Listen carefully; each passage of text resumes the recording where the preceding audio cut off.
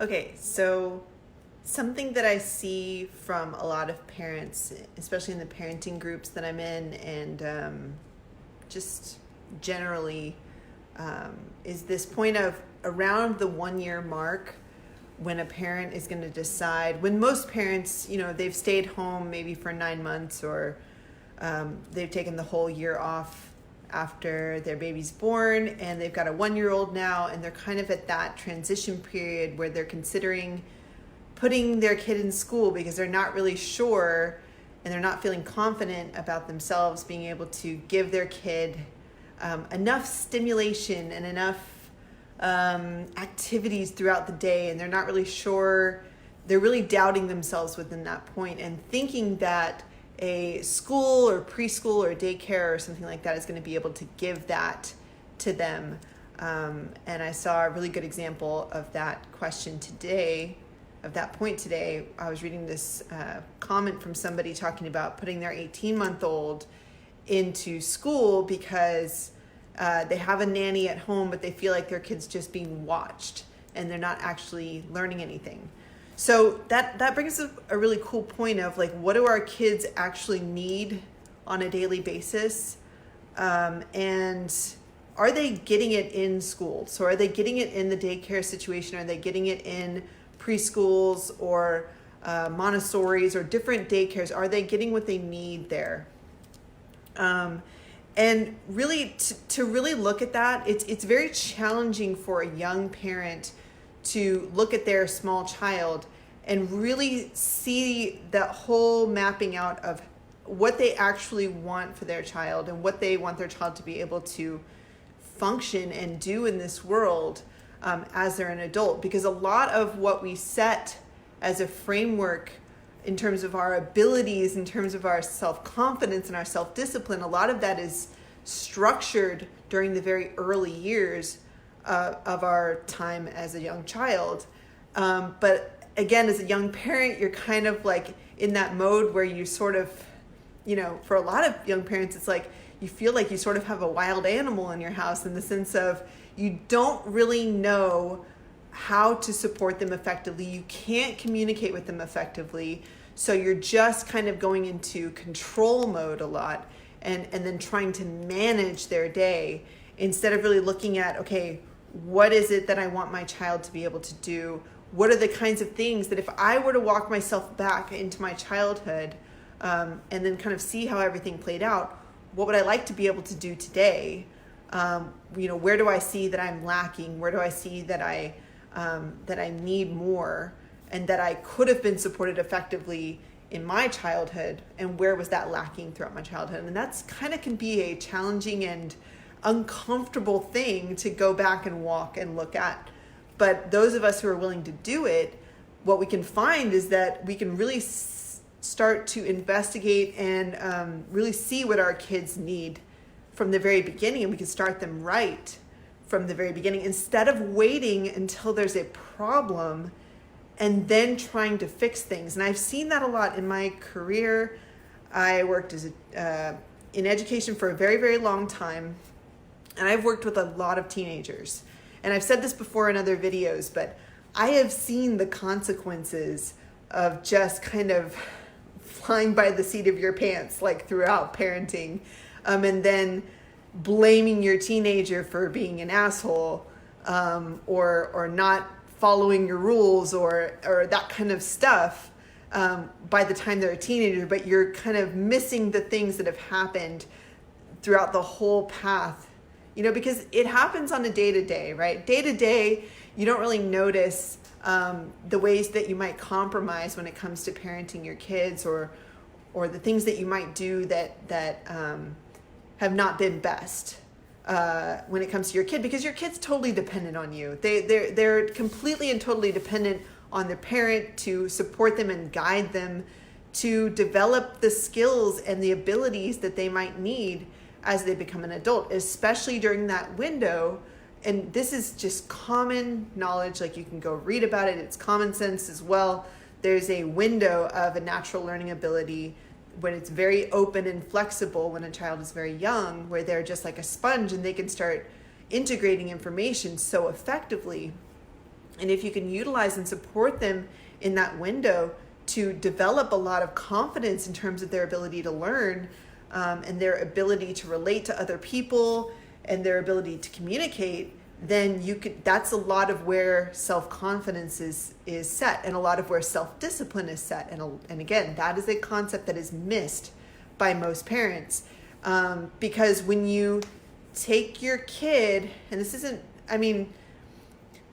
to necessarily speak negatively about school, but the reality is when you take your kid and you put them in an artificially scheduled situation where a lot of their time is controlled throughout the day, in the sense of they don't have a lot of flexibility to really investigate the things that they might be interested in. And you'll find that really little kids are interested in a lot of different things, and I'll give some examples. I want to go through what a day looks like with me and Max and Seneca, just so you can kind of see at a young age how I know this is going to support them as they're getting older. Because again, I've worked with lots of teenagers, so it's this process of, okay, seeing the teenagers that were really effective, seeing the ones that weren't, and looking at their path to get to where they're at, because it's all an accumulation of events and situations and points where they weren't supported that led them to the point where they might have had a lot of frustration and angst and like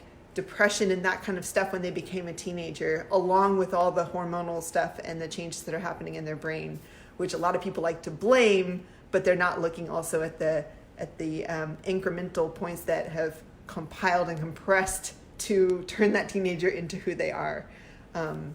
So anyways, yeah, I want to walk a little bit through our day, but what's really cool is that if you put you can see that if you put your kids in school, like in an artificially scheduled situation, and we have to ask self honestly, does your child have the ability to be able to ask lots of questions and really be able to investigate different things and have the opportunity to develop self-discipline? Because self-discipline comes from you seeing what's actually best for you to get done during your day. So when we're imposing a lot of what we think we need to get done during the day onto our kids, in an artificial sense, in like a sense that actually isn't necessary, it can kind of throw it out the door in terms of whether a kid whether they see that they actually need to develop self-discipline. They don't really see that because someone out there is controlling their entire day and their schedule for their whole day. So that's something for parents to watch out for. It's like if you've got your kids in school, you should really look and investigate this point and really see and be self-honest and really look and see, is my kid having that ability to develop self-discipline here? And we'll go a little bit into that, what I mean by all of that. But when a lot of parenting gurus and patient parenting people and stuff like that, I like to bring this point of patient parenting up because patient parenting is so cool to investigate and really look at, like, how do you go from, instead of trying to control and lead your child by your own emotional stuff, how can you support them through your own development of patience, to develop patience themselves and to develop a point of trust between you and your child? I think it's really cool, but a lot of these people who write books about this stuff or who talk about it don't explain what they do on a day-to-day basis, or they don't explain how they actually teach their kids or support their kids or walk through patience. And that's something that I'm looking at starting to expose more, in the sense of, like, how do you actually negotiate with your kids? How do you persuade them? How do you teach them how to persuade? How do you work through your day with kids who are not just being conditioned to behave in certain ways? Like, how do you work with a kid then? Because if you're looking at developing a highly intelligent child and supporting them effectively to be able to communicate, you have to work with them a lot differently than you would with a child who's just been kind of taught to suppress a lot of their emotion and taught to just behave in order to get what they want, or to behave in order to not make other people angry. So, and that's what a lot of kids are learning in school, despite the parents' best intentions, like you're still dealing with the teachers' emotions and the administrators and the other kids in the school. So there's a lot of things that you might miss if you send your kids to school that you won't miss if you're at home with them and kind of like seeing, especially during the early years. So yeah. So with Max and Senny, it's really cool because I looked for myself at what are the basic things that I know that they need to be able to do as they become adults, and what are some skills that will actually support them later on as well. And I look at integrating that into our day without creating the artificial schedule. So for example, I mean, like I fully understand how important it is for them to be able to communicate with other people and to be able to think effectively. So that's what we do in TechnoTutor. We support through development of vocabulary, a child's ability to be able to communicate, to be able to function in our world, to be able to think effectively, to be able to read effectively, because a lot of the information that we feel as parents we can't teach our kids, a lot of that information you can find in books. So if a child can read effectively, they'll be able to develop that ability to be able to read books, to read any of the books. Any information that they might need to read is available for them, whether it be on the internet or in books. And it's so readily available now. It's totally different than when, my parents were growing up. It's a lot different than when I was growing up. We had encyclopedias and books and things like that, but we didn't have everything so readily available at our fingertips. So really, we have a lot more options in terms of how we can guide our children and support them to be able to develop to have all the information that they might need to use and work in our world. So the basics that I do with the kids, like the one thing that I know, because again, when you're at home with the kids, like a lot of things can come up and your day is a little bit more flexible and movable. And it's like that for people who send their kids to school, sometimes you miss a day and things like that. So there's lots of days that can be kind of off. But like with the kids, the bare minimum that I do is that I've supported Max from the time that he was 10 months old to be integrating the alphabet on a daily basis, like 3 letters a day. And with Seneca, I'm doing that same thing. Now that Max is older, he's 3.5 now, he learns 3 new words a day. And he learns them immediately. Like he will learn a word that day and he can immediately read that word. And I can check a week later to make sure it's not like, people will argue, it's just, rote memorization or something like that day. I can check it a week, a month later, and he still has that word integrated, which is so amazing. It's so awesome. And so Senny does the alphabet every day. Max learns 3 new words every day. And a lot of the times, most of the times, there are 3 new words that he has chosen from the things that we might have been discussing the day before that he wants to learn. Like the other day, he said he wanted to learn radar, station, and wave, because he knows we're going to learn 3 words every day. So he wanted to learn radar, station, and wave because he had seen something about radars at airports. And so that day we learned radar, station, wave, and then we watched a video on how radar works, which was really cool. So again, another thing he's really interested in right now is music. So we're learning, he has a little synthesizer that has like all this vocabulary on it. It's really cool, written on the synthesizer. And so right now he's learning all the different buttons. So today he learned tempo, volume, and what was the other one? I have it written down. Hold on. Tempo, volume, and keyboard. And yesterday he learned bass, FX, and filter. And so he'll learn those words.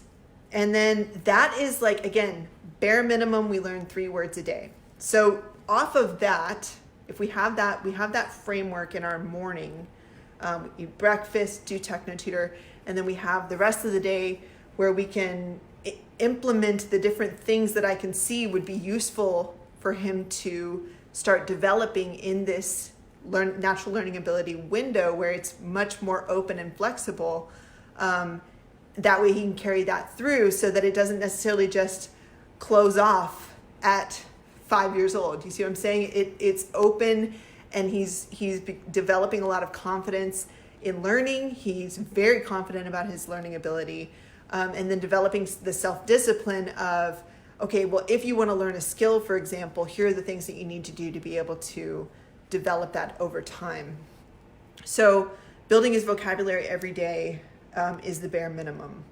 And then a lot of times we spend a lot of the day talking about different things. So lately it's been a lot of talking about music, talking about different components of music. He wants to learn about, he learned all the, we mapped out all the letters on the piano. So he wants to learn all that. He wants to learn different songs, just different things throughout the day.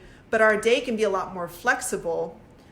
So I just try to integrate a little bit of time doing music every day, a little bit of time of reading books.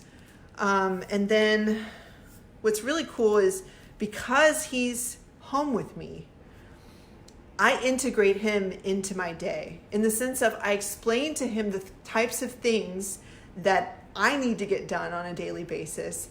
So for example, if we're going to the bank, if we're going to the grocery store, if we have to go buy something for the house, or we need to go do something specific that involves money, I involve him a lot in that. So we talk a lot about money. We talk a lot about the different terms in money. We count money. We do a lot of just talking about the whole money system. I mean, and again, that tends to be totally missed in terms of at school, in terms of money in real practical reality, like how money actually operates in our world, not just the play money that you play with and you might pretend to do store and things like that at school. We're talking about like really actually integrating, okay, what happens at the bank? What do you do at the bank? How does a card work? How does the chip reader work at the bank? And now these may be things that I don't know yet. So if he asks me a question like, okay, how does the chip thing at the bank work? That'll be something where I'll tell him in the moment, I don't necessarily know how that works, but when we get back in the car or when we can have a chance to sit down, let's look it up together and we'll talk about it. And again, that's what's so amazing about parenting now, is all of that information is at my fingertips. So I can literally look up anything that he has a question for that I'm not certain about, instead of just telling him, oh, I don't know, or getting frustrated or something like that because I don't know. I expand myself by going and investigating and finding out the answers to his questions because it's all available there. And I show him how I look something up online. How do I investigate something? What do I do if I have a question about something? And again, these are all things that the opportunity to do it isn't necessarily there in school. I've worked in those situations where you're working with a lot of different kids all at once. And maybe every now and then you might get to, oh, somebody has a question. Let's all, find out what it is together.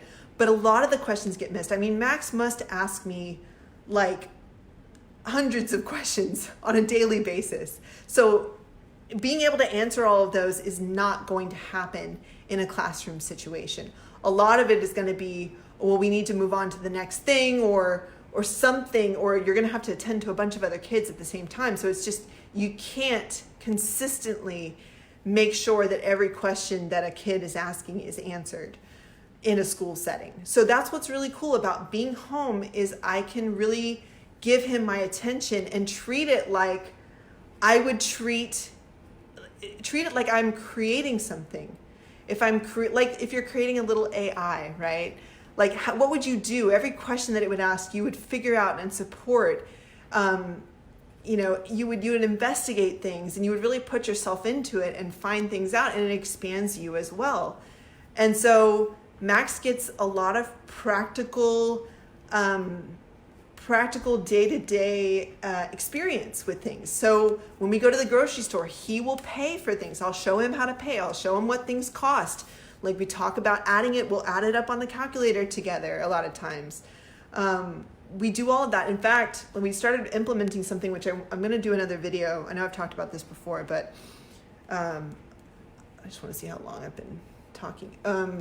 So we've started implementing giving him money every week for himself to buy the things that he would want to buy just for himself. So anything that might be.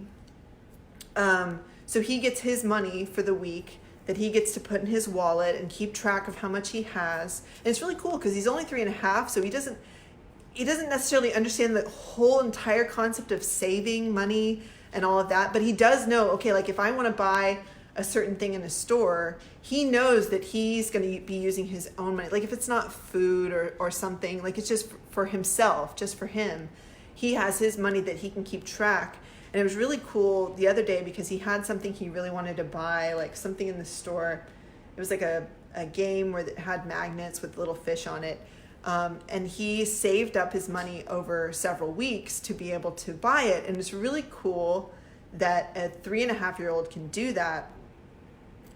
And a lot of it is because we're, again, not treating him like he's stupid. Like we're really supporting him from a very, very young age to understand how things work in our world, and to, again, not assume that he can't understand it, and to support him with his vocabulary to the point where he's integrating all of these words that are involved with these different topics that we're talking about, and he actually can start to understand it, and then ask questions when he doesn't understand it, and then again we support his vocabulary. So it's a very fluid and a process that adds on a daily basis, where he's learning new vocabulary, he's asking questions, he's getting experience with real practical things, and then the next day he will add to his vocabulary based on what we talked about the day before.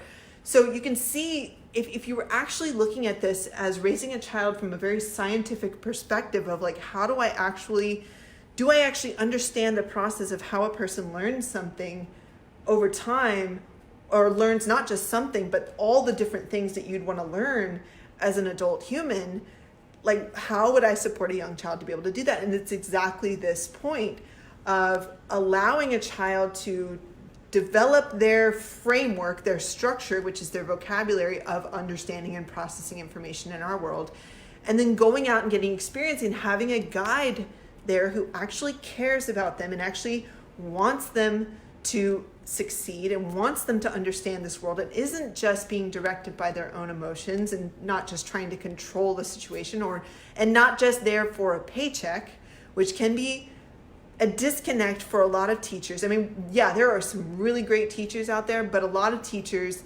again, the bottom line is I'm doing this as a job, and when I leave the school, when I'm done for the day, I'm done for the day. Like they don't bring children home with them. Like there's a disconnect that occurs at the end of the school day, and it really sucks. And I know it's hard for a lot of teachers because it's just the reality of the world we're in right now. But as parents, if we're really actually interested in creating a generation of kids who are stable and effective and who actually are going to be successful at changing this world into something that's actually supportive for everyone, and not just a world where people are going through a lot of suffering and depression and anxiety and all this stuff, then this is how we can do this, is supporting kids at a very young age to develop that self-confidence that can be broken when we put them in school. And within that, there's lots of other things that they can do. I wrote down some of them. Some of the things that I do with Max, like, again, practical skills. What were the things that you wanted to learn that you'd like to be able to do today? Like, he learns how to clean different things in the house. Like I don't have to force him. It comes from, he sees me doing it. It's something we do together, and he's interested in what I'm doing during the day because, again, we have a bond together, and he trusts me. So we clean together. We'll do cleaning. Like today, our vacuum cleaner was broken, and so we took it apart and figured out how what was going on with it, and looked up a video to kind of see like what are the different things that could be wrong with it, and we fixed it. It was really, really cool.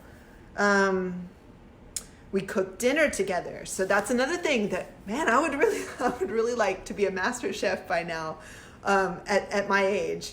And I would like to not have to, that's something that I would like to have had 10,000 hours in by now, where I don't have to even like, I can make really cool dinners without even like thinking about it. So it's really cool with Max. Like I started integrating him back when he was, it's been a while now, probably at least a year, where he's been cooking with me and cooking dinner with me, and he loves to do it. Like he's so interested in you know, how the water boils, like what's the temperature that the water boils, like why do we put oil in the pan, like why do you know, why does the vegetables turn colors when you steam them, like what does it change colors, what are all the different spices, how do they smell, how do they taste, why do some taste disgusting, why do some taste really good when you eat them, you know, how do we bake things, what is baking soda, what is baking powder, like all these different questions come up. That again, also, if I were in a situation where I couldn't just be home with them and I was rushed at all, it would be a totally different scenario in terms of him trying to help me cook. Like I would feel a lot of stress and pressure. And I know, because I know my mom walked through that, when, you know, she had to work all day and then had to come home and cook. It's just very, very challenging. So it's like, if for me, I'm very grateful. I think it was a really good point for me to be home with the kids, because I can see the stability that I'm able to have with them. And then the other thing, they need to play a lot. Like Max spends a lot of the time playing, and then we support him also to not watch a lot of TV. So he spends a lot of time like either reading his own books, getting me to read them, playing with his toy cars. Like he has lots of different toys, so he'll take out his toys out into the backyard and then just go off and play for like 30 minutes totally on his own, and then might come back to me and ask me a question or something like that. So that's a big part of the day. So we spend a lot of time outside. We might go to the park. Like a big chunk of our day is doing stuff like that, playing in our yard, playing outside, being around other kids. Sorry, Kim just came home, so the dogs are barking. But so again, that's a big chunk of their day when they're very young. And you know, like when you were a kid, like you loved recess in school. Like it was probably your favorite part of the day, where you got to just play with other kids and kind of be more free in terms of what you're able to do during the day. And so a lot of that is integrated into our day, but it's not at only this set time and only for this set amount of time. It's just like, if we get the things accomplished during the day that we need to get accomplished, then it's like a lot of the rest of the time can be just him doing what he wants to do and playing. And as he gets older, that'll develop into him getting to focus on the things that he really likes to focus on or investigate, or he might really enjoy reading a book, like all the things that you as a teenager would have liked to have been able to do if you hadn't just been like kind of aimless in your life, right? Okay, the other thing, just to add, something that we get to do, hey Suki, something that we get to do because he's home, and Seneca will get to do this too, like a lot of, hold on one sec.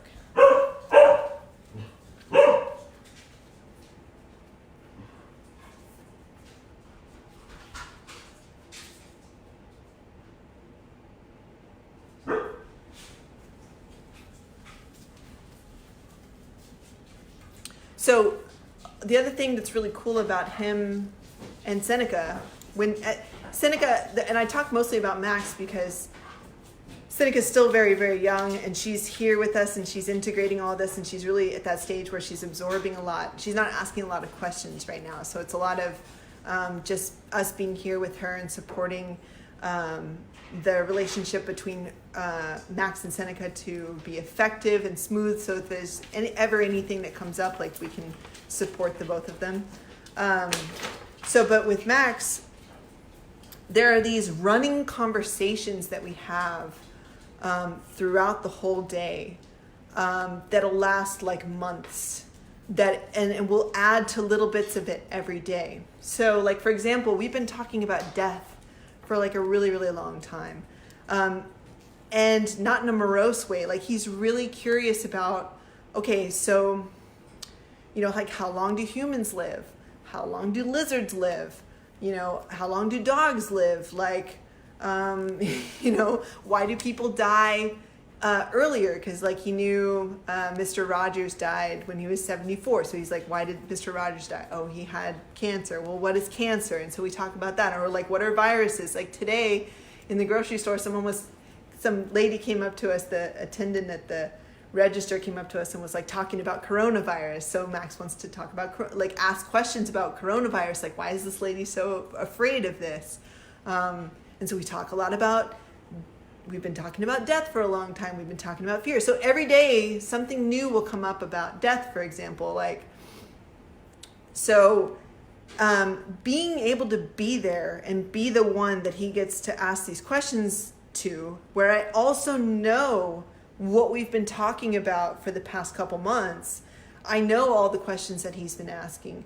So I can give, context based on what we've talked about before, and I can add to this whole long conversation that we've been having. Like another point that we've been talking a lot about lately, probably for the past month, is marriage. Like he really wants to know about marriage and why people get married and who can get married and all of this kind of stuff. It's really, really fascinating that a young child would ask all these questions, and like what divorce, like why would people stop being married? All these really, really cool questions that come up that if you put yourself in the shoes of a child, it's like you would have really liked to have had someone answer these questions for you in a way that wasn't just blowing you off, like really supporting you to understand how our world operates, how our society operates. And a lot of people get really frustrated with kids because they're not willing, they don't just automatically know the social rules of don't run into the street or don't jump on the table at a restaurant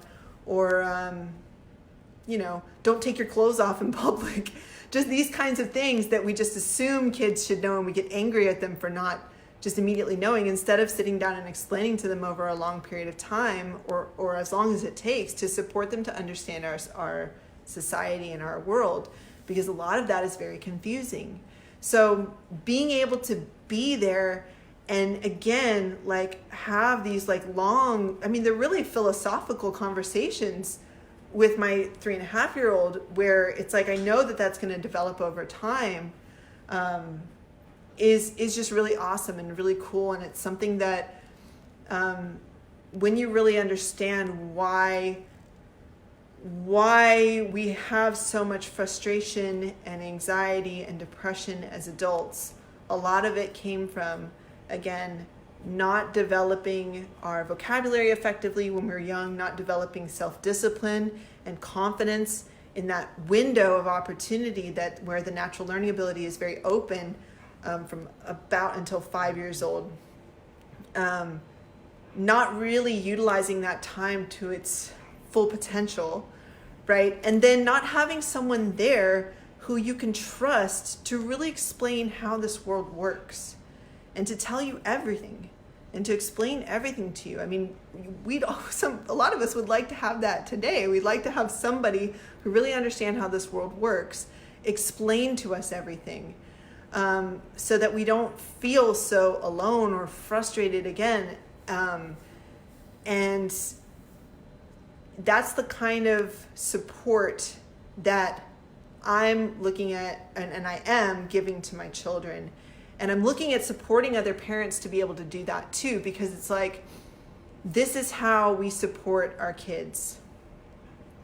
It's an engineering approach to parenting, where you do things specifically and you also support yourself in this process the whole time. A lot of what kids need is for their parents to be very stable emotionally, financially, and for us to expand ourselves as well, because we can't just, if we're expecting to down the road be able to explain to our kids some of the more complex systems of mathematics or computing or music and stuff like that, we need to be able to understand that too. And a lot of us believe that we can't now that we're older, like, or we don't have time, where it's like we actually have an opportunity to be able to do that, especially if you have a parent staying at home with the kids. There's so much time during my day where I learn so much, and I expand myself so much more, because I know that I'm going to need to support him within, I'm going to need to give him more of me. And I'm going to need to become more so that I can guide him to become more as well, and to become more effective, and to become just more than what's expected in this world for most kids, without doing the expectation stuff that's like so fake, you know, that's just like a lot of the stuff we have to do in school, like getting grades and stuff like that, is a false measurement of success, when a lot of what you really, I mean, the main things that you'd really like to have as an adult are self-discipline and confidence. Like the ability to go out and speak to anyone about any subject, and be sure of yourself and trust yourself within that ability to communicate that. And then also an ability to structure your day effectively so that you can get the things done that you'd like to get done. So for supporting kids from that engineering approach at a very young age, we can do a lot of this without creating that false structure that a lot of schools do. And so our day is a lot more natural. It's a lot more how, if you were to go back and be a child again, how you would like your day to be structured, where there's a lot of flexibility and freedom, and at the same time, you're developing the skills that you need to become an effective adult. So that's the basic thing that I wanted to talk about tonight. If you have any questions or anything you'd like me to expand on from this video, just place a comment below.